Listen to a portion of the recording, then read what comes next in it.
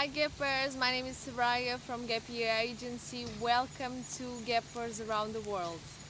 For those who don't know, since September 2016, I am taking a gap year together with Ricardo, my soulmate, here in São Tomé and Príncipe, a special, a beautiful and amazing country, honestly. During our gap year, we decided to be dedicated to different projects that are creating real social impact in this country. But obviously, we have been in contact with amazing people, the culture, and the environment. And honestly, during the last 4 months, something that we have been realized is that the nature is truly, truly important to our planet. This is why today I decided to share with you an amazing story of a woman, an inspiring woman that took some of her time to be dedicated to the nature of this planet. So check everything in the following video. Bye bye!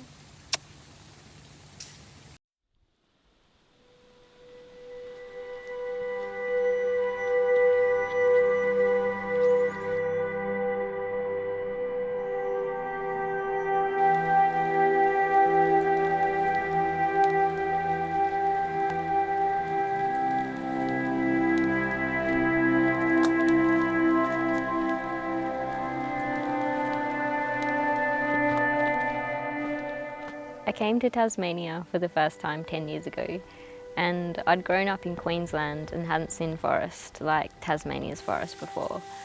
And I still remember the first night I went on an action, and I woke up in the morning in the middle of this clear fell and surrounded by these stumps and fallen trees, and it was just really shocking to see for the first time the destruction that happens here.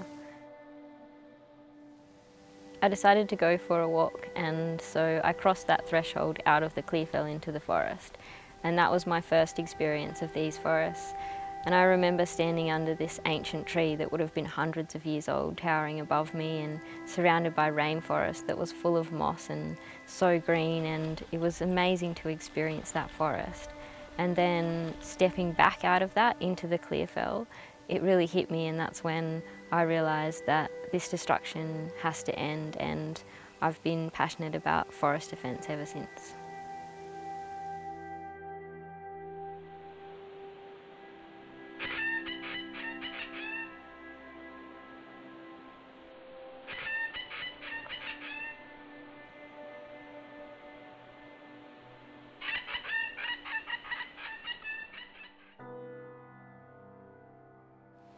We were camped out here in the forest setting up the platform, and we woke up one morning to the sound of machines. Sneaking down there, we could see trees falling to the sound of chainsaws and realised they'd started logging here. So we had to set up the rest in silence, being really careful that they didn't realise we were here. And I remember setting up climb lines, hauling up all the gear to the platform as quietly as we could.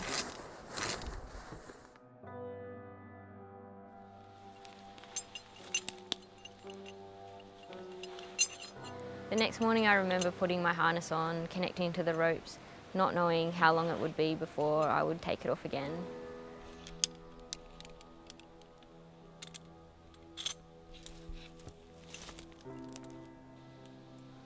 I remember the last moment when my feet left the ground and I started climbing the tree, hearing the sound of logging so close, and knowing that I wouldn't put my feet back down here again until the forest was protected.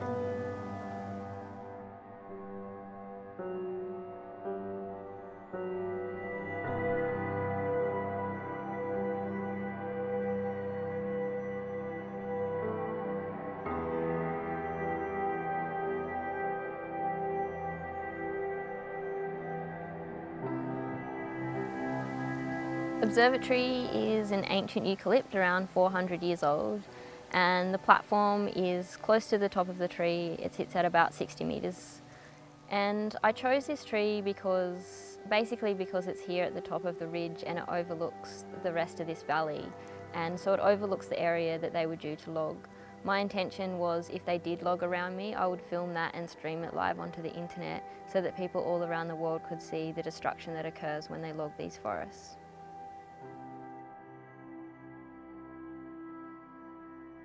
4 months before I went up the tree, the Australian government made an announcement that would put a conservation agreement across 430,000 hectares, including this forest, but they never actually put it in place.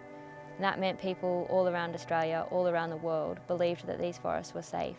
And I wanted to go up the tree so that I could show people this is what's going on here in Tasmania. The forests aren't safe and they're still falling.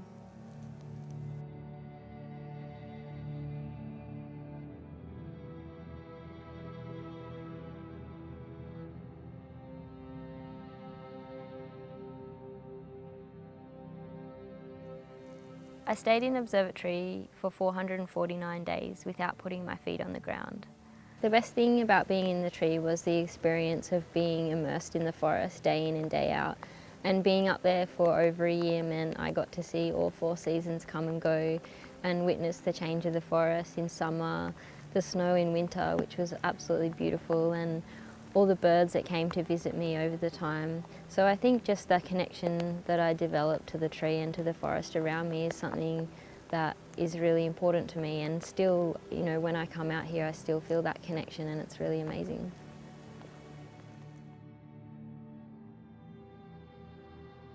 Eventually I was forced to evacuate the tree due to a deliberately lit bushfire that was about 1.5 kilometres from the tree. I stayed in the tree for 2 days after the fire started, and in that time I watched it grow. I could see the flames and I could hear trees falling and cracking into the fire, and I knew it just wasn't safe to stay anymore, so sadly I had to make that decision to get down. Why would someone light a fire? I don't know the answer to that question. I mean, it's kind of obvious, but I just don't like saying things when we can't back them up with evidence. So I don't know who lit it and why.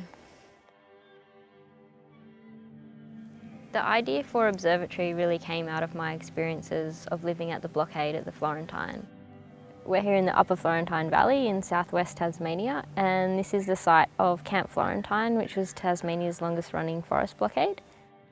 It was set up 7.5 years ago when this whole valley here was threatened by logging. At the blockade we would have a number of tree sits, and they'd be connected by ropes to structures that would block the road, basically meaning that there would be no ability for them to get machines or trucks or anything into the valley. And we'd also have tunnels that people would go down into under the road, and lock-ons and dragons as well to stop the machines getting through.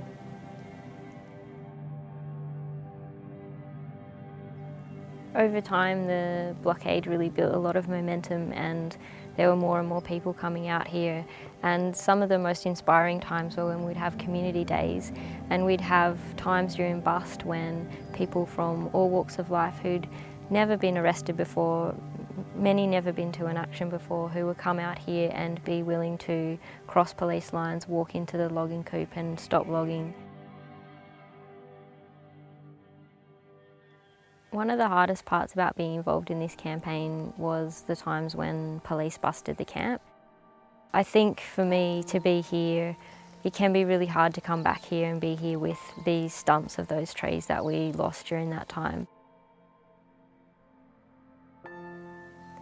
Right now I'm sitting on the stump of a tree that we used to call Old Fronty, or front sit, and it's a tree that I used to spend a lot of time in. We had a tree sit and I'd spent many nights climbing up to that tree and living in that tree.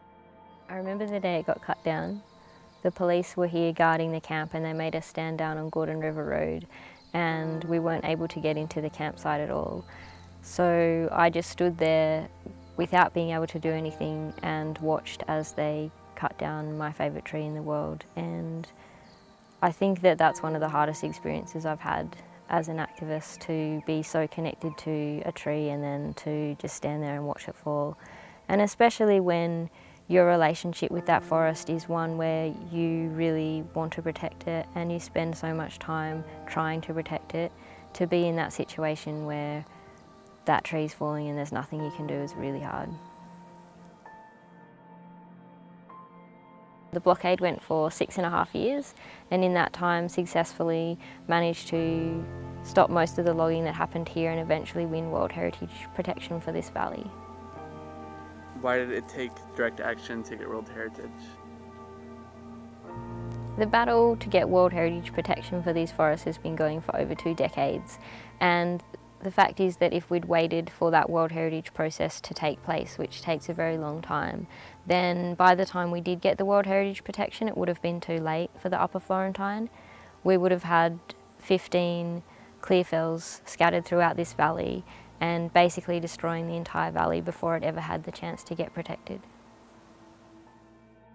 It's been about a year since I got out of the tree, and in that time I come to visit every now and again. Every time I'm walking up the path, up the hill towards the tree, I feel anxious that there's the potential that it might have been cut down. Obviously, if that happened, I'd be really devastated because while I was in the tree, I developed such a strong connection to this tree and feel really close to it. But I think I'd also realise that the forest is more than just an individual tree, and my fight here in Observatory was about much more than just protecting this one tree. It was about protecting the entire ecosystem and all of these forests. So I guess I would want Observatory's sacrifice not to be in vain, and for people to keep fighting and keep protecting these forests. And I think that's something that we all need to keep doing because they are still under threat.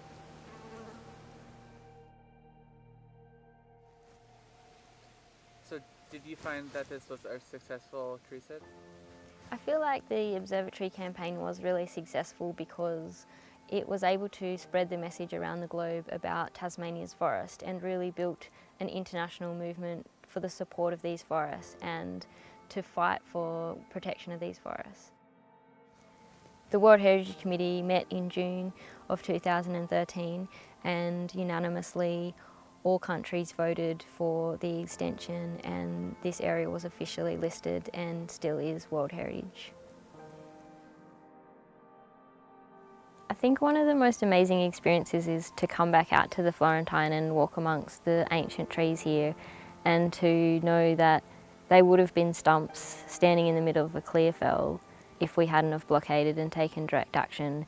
And to stand there amongst this forest now and know it's here because of what we've done and now it's World Heritage protected is an amazing feeling.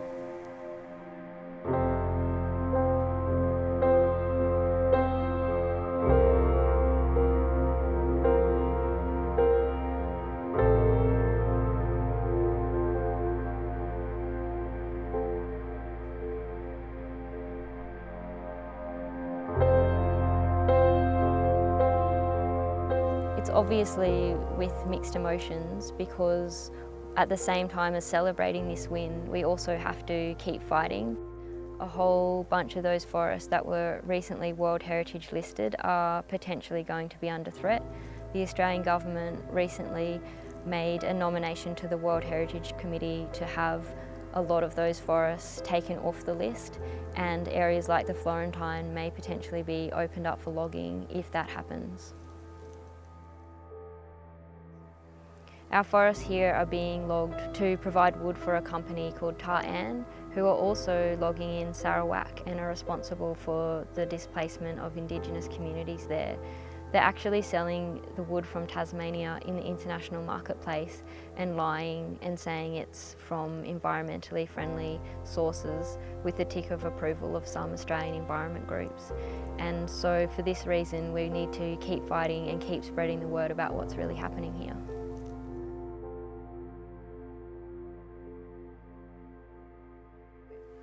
On a global scale, the world's already lost the majority of its original forest cover, and here in Tasmania we are down to the last remaining patches of ancient forest. The recent World Heritage listing of these forests shows that they are globally significant, and I think it's important therefore for people not just in Tasmania but right around the world to understand the values of these forests and to stand with us in defending them.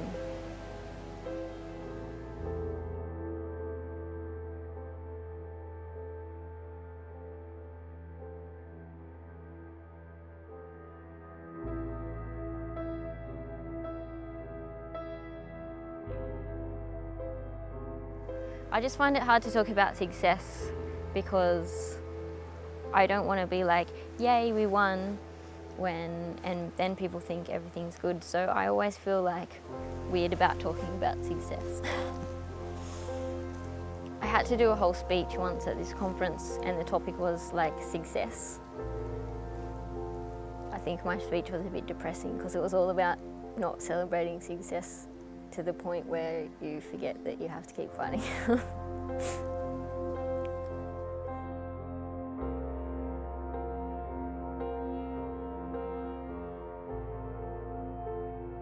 I believe it's possible because I've already seen it happen right here on this road where we're standing today. A taste of what is possible when we have the courage to stand up and fight for and create the future that we want to see. So I'm inviting every one of you today to make that commitment to stand with me and know that this rally here is just the beginning, and we will keep on fighting and keep on going until we see a guaranteed future and the survival of these forests for future generations. Thank you.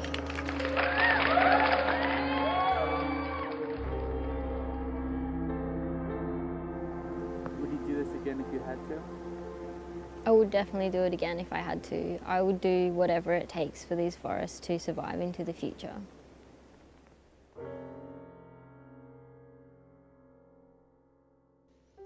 Thank you very much for watching this video. To see this and other videos about inspiring people traveling around the world, don't forget to subscribe our channel. Bye bye!